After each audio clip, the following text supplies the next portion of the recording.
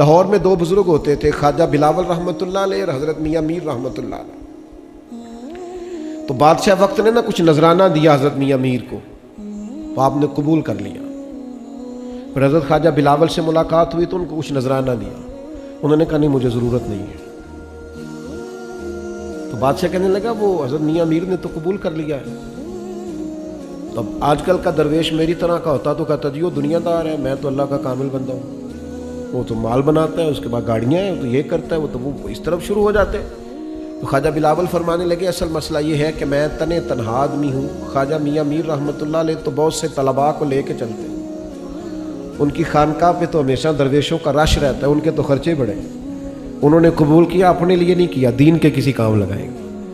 تو وہ کہتا ہے کچھ عرصے کے بعد میری دوبارہ حضرت میاں میر سے ملاقات ہوئی، میں نے کہا حضور آپ نے نذرانہ قبول کر لیا تھا، خواجہ بلاول نے قبول نہیں کیا۔ تو کہتے ہیں وہ مجھے کہنے لگے میرا ابھی تھوڑا بہت کہیں دنیا داری سے پیار ہے، اس کے دل کو اللہ نے بالکل اپنی طرف مائل کر لیا۔ ان لوگوں کی سوچیں ذاتی نہیں تھی، قومی تھی، ملی تھی، عالمی تھی۔ مسلمان عالمی بات کرتا ہے، عالمی، قومی۔ نبی پاک علیہ السلام نے یہ نہیں فرمایا تھا کہ ہم مکے کو صرف مضبوط کریں گے، صرف مدینے کو مضبوط کریں گے۔ حضور نے فرمایا میں ایسا انقلاب لے کے آؤں گا کہ ایک خاتون مقام حرا سے پیدل چلے گی اور آ کے مکے کا طواف کرے گی، اسے سوائے اللہ کے کسی کا ڈر نہیں ہوگا۔ ملی سوچیں پیدا کرنی ہے ہم نے ذاتی سوچیں پیدا نہیں کرنی، قومی کام کریں، ملی کام کریں۔ مجھے اچھی طرح پتہ ہے کہ یہ بڑا ٹینشن کا کام ہے مدرسہ بنانا، اور بڑا مشکل کام ہے یہ۔ میں بہت سارے ایسے لوگوں کو جانتا ہوں بڑے زبردست خطیب ہیں، لیکن کسی اچھی سوسائٹی میں رہائش رکھتے ہیں، تقریر کر کے آئے، آرام سے رات کو سوئے، صبح 3-4 بجے تک ان کا موبائل نہیں کھلتا۔ لیکن میں اگر صبح 3 بجے بھی کہیں سے آتا ہوں تو 9 بجے ادارے پہنچتا ہوں۔ یہ سر درد ہے، اور طلباء سے گزارا کرنا کوئی آسان کام نہیں ہوتا، مشکل کام۔ آپ کے پاس 700 بچہ ہے تو 700 مسئلہ بھی ہے، 1200 بچہ ہے تو 1200 مسئلہ بھی۔ تو اگر ہم نے ملی کام کرنے ہیں تو پھر ہمیں رجال کار تیار۔ تو آپ سے میری اپیل ہے چھوٹی بات کبھی نہیں کرنی۔ اقبال کہتے ہیں بازو تیرا توحید کی قوت سے قوی ہے، اسلام تیرا دیس ہے، تو مصطفی ہے، تو نے بڑی بات کرنی ہے، تو نے دائروں میں بند نہیں ہونا۔ چھٹی گزارش میری آج کی محفل میں آپ سے یہ ہے کہ اللہ کی ذات پر کامل ترین بھروسہ کریں۔ آپ کے حصے کا رزق کہیں جا نہیں سکتا، جو آپ کے گھر آنا ہے اسے کوئی دوسرا لے جا نہیں سکتا، جہاں رب نے آپ کو کھڑا کرنا ہے وہاں کوئی دوسرا کھڑا ہو سکتا۔ توکل مضبوط کر لیں، ساری ٹینشنیں دور ہو جائیں گی۔ میرے نبی پاک صلی اللہ تعالیٰ علیہ وسلم نے فرمایا اگر تم اللہ پہ بھروسہ کرو گے نا تو اللہ تمہیں اسی طرح رزق عطا کرے گا جس طرح پرندوں کو عطا فرماتا ہے۔ وہ صبح بھوکے نکلتے ہیں، شام کو پیٹ بھر کے گھر آتے ہیں۔ اللہ پہ بھروسہ، آج آپ نے طے کرنا ہے کہ آپ کا بھروسہ ڈاکٹر پر کتنا ہے، مالدار پر کتنا ہے، اور رب پر کتنا۔ اللہ پر بھروسہ کریں، آپ دیکھیں معاملات سارے بہتر ہو جائیں۔ اپنا توکل مضبوط کریں، وَمَن يَتَوَكَّلْ عَلَى اللَّهِ فَهُوَ حَسْبُهُ۔ اللہ فرماتے ہیں جو مجھ پر بھروسہ کرے گا میں اس کے لیے کافی ہو جاؤں۔ اللہ کی ذات پر آپ نے، داتا گنج بخش علی اجمیری رحمۃ اللہ علیہ نے لکھا ہے، ایک دفعہ قحط پڑ گیا تھا ایک علاقے میں، سب لوگ پریشان تھے، ٹینشن تھی، مہنگائی، پریشانی، قحط۔ ایک غلام نا گھر سے تھیلا لے کے آیا، کسی کا غلام تھا، ملازم تھا کسی کا، اور بڑا اچھلتا کودتا، اٹکیلیاں کرتا، ہنستا مسکراتا، سامان خریدا اور واپس جا رہا ہے۔ اب مسئلہ یہ ہوتا ہے کہ سب پریشان ہو تو ایک بندہ اس طرح اچھلے کودے تو اچھا نہیں لگتا۔ تو لوگوں کو غصہ آیا، کہنے لگے سارے لوگ پریشان ہیں، قحط ہے، حالات خراب ہے، تجھے کیا خوشیاں چڑھی ہوئی ہیں؟ تو وہ کہنے لگا تم ہوگے پریشان، جس آقا کا میں غلام ہوں نا، جس کے گھر میں میں ملازمت کرتا ہوں، اس نے ذرا گندم ٹائم پہ سٹاک کر لی تھی، اس کے بھڑولے بھرے ہوئے ہیں، لہذا ہمیں کوئی ٹینشن نہیں ہے۔ داتا علی اجمیری فرماتے ہیں جتنا اس غلام کو اپنے آقا کے بھرے بھڑولوں پر توکل تھا نا، یقین تھا، اگر اتنا بھی تجھے اپنے رب کے بھرے ہوئے خزانوں پہ ہو جائے نا، تو یہ تیرا ڈپریشن ہے، تیری جو ٹینشن ہے، جو تیرے مسئلے، میں منع نہیں کرتا۔ ویسے ملک سے باہر جا رہا تھا تو امبیسی سے میں باہر نکل رہا تھا، تو ایک صاحب مجھے کہنے لگے آپ کو تو ویزا ہو گیا ہے تو مجھے بھی کوئی وظیفہ بتائے۔ تو میں نے کہا میں نے ساری کتابیں پڑھی ہیں، باہر کا ویزا لگوانے والا وظیفہ کسی کتاب میں نہیں لکھا ہوا، لکھا ہوتا تو میں آپ کو وظیفوں کی کافی کتابیں پڑھی ہیں، پر یہ والا وظیفہ کسی، ہاں وہ میں آپ کو بتا دیتا ہوں کہ جو کسی بھی مشکل میں کامیابی کے لیے یا کسی بھی مسئلے، اب یہ خاص وظیفہ باہر جانے والا یہ مجھے آتا ہوتا تو سارے بچوں کو اکٹھا ہی بتا دیتا، کیونکہ سارے جانا چاہتے ہیں۔ وہ مرزا غالب کا ایک دوست تھا، ملک سے ایک شہر سے دوسرے شہر جا رہا تھا، تو مرزا صاحب چاہتے تھے جائے نا، تو کہنے لگا نہیں میرا یہاں کام نہیں چلتا، میں نے لکھنؤ میں جانا ہے دلی سے ہجرت کر کے۔ تو مرزا صاحب اسے کہنے لگے اچھا لکھنؤ کے خدا کو میرا سلام کہنا۔ تو اس نے کہا لکھنؤ میں کوئی اور خدا ہے؟ کہنے لگے تو نے کہا ہے نا یہاں کام نہیں چلتا وہاں جا رہا ہوں۔ تو میں نے کہا شاید معاذ اللہ تیرے ذہن میں کوئی ایسا، اگر خدا ایک ہی ہے تو پھر یہاں بھی محنت کر، اپنی مٹی پہ چلنے کا سلیقہ سیکھو، سنگ مرمر پہ چلو گے تو پھسل جاؤ، تو اللہ کی ذات پر بھروسہ کریں اور کامل کریں۔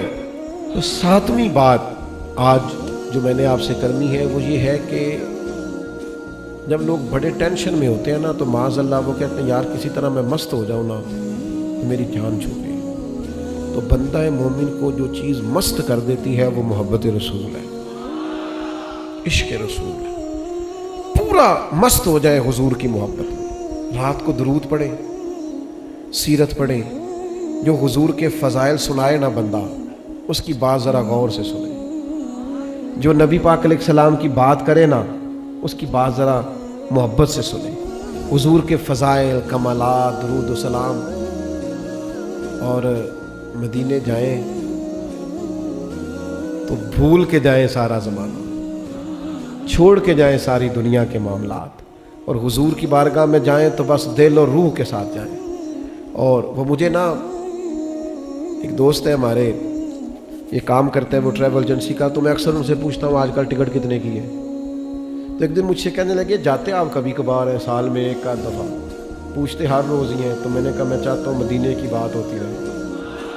وہ ایک شاعر نے کہا تھا نا رب جانے سونے محبوبہ تیرے شہر دیاں کی لذتاں نے، ایک رون جنہاں نے ویکھیا نہیں تے ایک رون دوبارہ جامل نے، ایک تے رون نہ جنہاں نے ویکھیا نہیں تے ایک رون دوبارہ اللہ نے پہنچایا سرکار کے قدموں میں، صد شکر میں پھر آیا سرکار کے قدموں میں، اور ہر سال سلامی کو سرکار بلا لیجئے، یہ عرض بھی کر آیا میں سرکار کے قدموں میں۔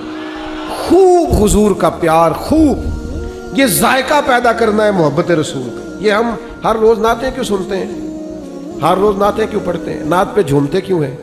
ہم چاہتے ہیں عشق رسول پوری طرح سینے میں اتر جائے، تو اس کو کبھی بھولنا نہیں ہے۔ 10ویں بات، اور یہ لب لباب ہے، اس کو آپ نے کبھی نہیں بھولنا، اس کا آپ نے لازمی خیال رکھنا ہے۔ حقوق العباد کا مسئلہ اور لین دین میں صفائی کا مسئلہ، اس میں کبھی کمزوری نہ دکھائیں، اپنے معاملات کو کلیئر رکھیں۔ جو آپ کے ذمے آپ کے حقوق ہیں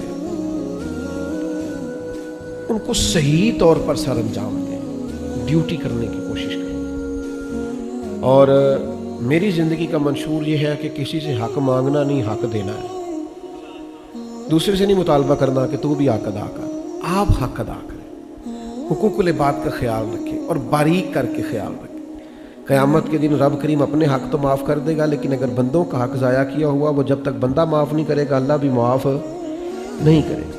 حقوق العباد کے مسئلے میں ذرا تھوڑے سے نا خیال کریں، باریکی والا معاملہ رکھیں، اس میں اور لین دین میں ہمیشہ صفائی رکھیں، اپنے آپ کو محدود۔ ایک دوست کہہ رہے تھے کہ جب تک کسی سے مطالبہ نہ کریں لوگ قرض واپس نہیں کرتے، اور کہتے ہیں مطالبہ کیا تو 2 گھنٹے میں پیسے مل گئے، جب تک یاد نہیں کرایا تو پیسے اندر رکھ کے بھی واپس نہیں کر رہے۔ اتنے لین دین کے کمزور ہو گئے ہم۔ ایک معاملہ ہے عبادات کا، ایک ہے اخلاقیات کا، اور ایک معاملہ ہے معاملات کا۔ معاملات میں لین دین میں صفائی ہمیشہ قائم رکھیں۔ میں کچھ ایسے دوستوں کو جانتا ہوں بڑے ہی صاف ستھرے ہیں، 10 روپے والا معاملہ بھی ہے تو اس کو بھی کلیئر کرتے ہیں، کہتے ہیں جی یہ آپ نے فلاں کام کے لیے فلاں چیز دی تھی اس میں سے بچ گئے، یہ کلیئر کریں۔ اور کچھ ایسے کہتے ہیں پتہ نہیں، یاد نہیں، خیال نہیں، تو یہ ٹھیک نہیں چیز ہے۔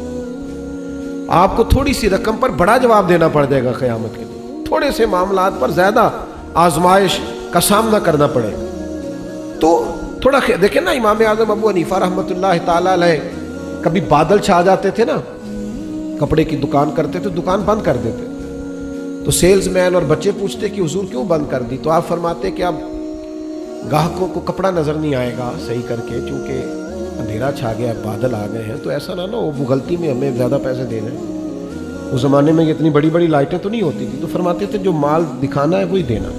تو معاملات میں صفائی رکھیں، لین دین کے معاملات کو کلیئر رکھیں، خود اس بات کا احساس کریں، یہ بڑا ضروری مسئلہ ہے۔ اور جو خانقاہی لوگ ہیں ان کے لیے تو بالخصوص اس کی بڑی ضرورت ہے کہ وہ اس پر توجہ کریں۔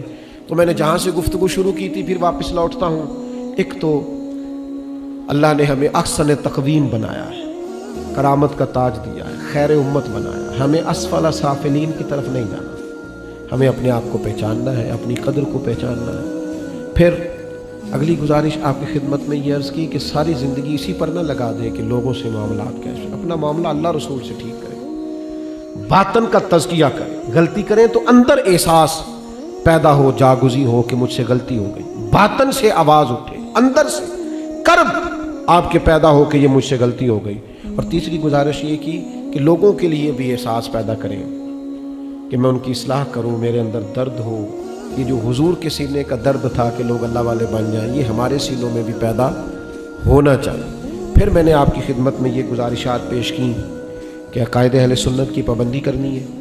یہ 10 باتیں آج کی اس اجتماع کا لب لباب ہے۔ عقائد حقہ کی، عقائد اہل السنہ کی پابندی کرنی، فضول بحث سے اور بے موقع بحث سے ہمیشہ بچنا ہے، محاسبہ نفس کی عادت بنانی، خیر خواہی کا مزاج پیدا کرنا، ذاتی کی بجائے قومی سوچیں پیدا کرنی، اللہ کی ذات پر کامل بھروسہ ہو اور دروازہ رسول سے وابستگی ہو، عشق رسول ہر وقت سینے میں موجزن ہو، اس کا مزاج پیدا کرنا ہے۔ کوشش کرنی ہے کہ عبادت کی لذت حاصل ہو، یعنی سجدوں میں ذوق آنے لگے، تلاوت میں ذوق آنے لگے، اور اس کے لیے کیا کریں؟ نوافل تلاوت اور درود و سلام کا اہتمام کریں۔